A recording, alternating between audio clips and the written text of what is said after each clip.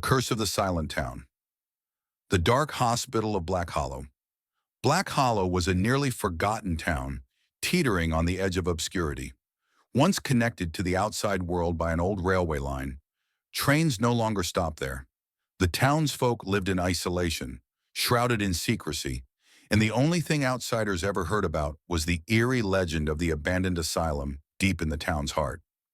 The legend of the asylum, built in the 1920s, the Black Hollow Mental and Nervous Disorder Center, was originally intended to be a cutting-edge treatment facility.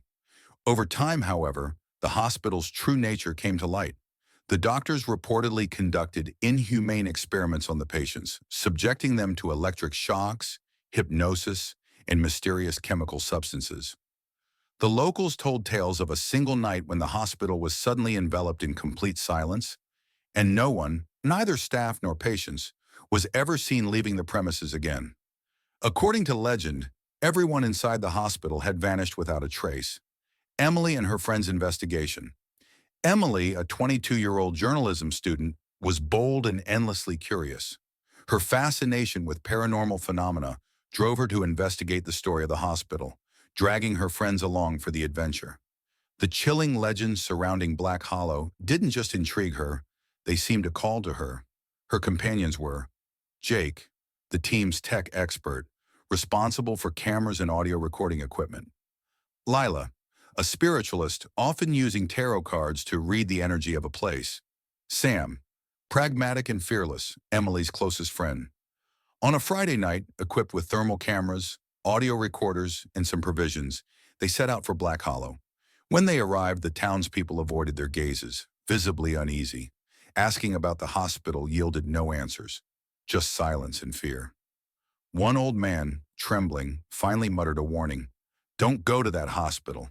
It's a place where even the dead find no peace." Entering the hospital. The hospital stood on the outskirts of town, cloaked in a dark forest. The building, battered by time, looked as though it might collapse at any moment. Its door was broken and rusted. As they stepped inside, they were greeted by the stench of mildew and the sight of dried bloodstains on the walls. Jake began setting up cameras while Lila retreated to a corner to consult her tarot cards. Suddenly, her face went pale, and she whispered, "This place isn't alive, but those here, they're waiting." The first paranormal events. First hour, the temperature inside the building dropped dramatically. Sam found a decrepit hospital bed in one room. On it lay an old tattered patient's gown. Emily discovered a metal tray beside the bed with a patient file on it, but the file was filled with incomprehensible symbols in no known language.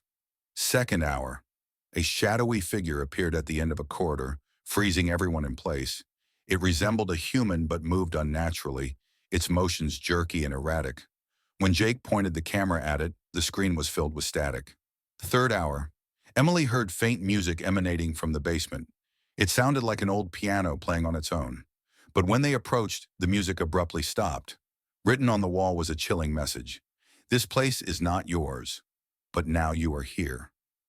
The Curse of the Basement. The group decided to descend into the basement. The stairs led to a narrow, claustrophobic corridor. At the end of the hallway, they found a circular symbol etched into the floor, surrounded by nearly melted candles. As soon as Lila saw the symbol, she collapsed. Her eyes widened in terror as she shivered and muttered, "They see us." Suddenly, the basement was plunged into total darkness. Emily, Jake, and Sam barely had time to register the change before they noticed Jake convulsing on the floor. Black liquid oozed from his eyes and mouth as his body went limp. Moments later, an unearthly voice emerged from him. "This is ours, and now so are you." The terrifying escape. Emily and Sam abandoned Jake and ran. As they scrambled up the stairs, the building's layout seemed to warp around them. Rooms led to endless corridors, creating a labyrinth. Emily tried turning on her camera, but it displayed nothing but static. Then, without warning, Sam seemed to vanish into a wall. Emily heard his echoing scream but never saw him again.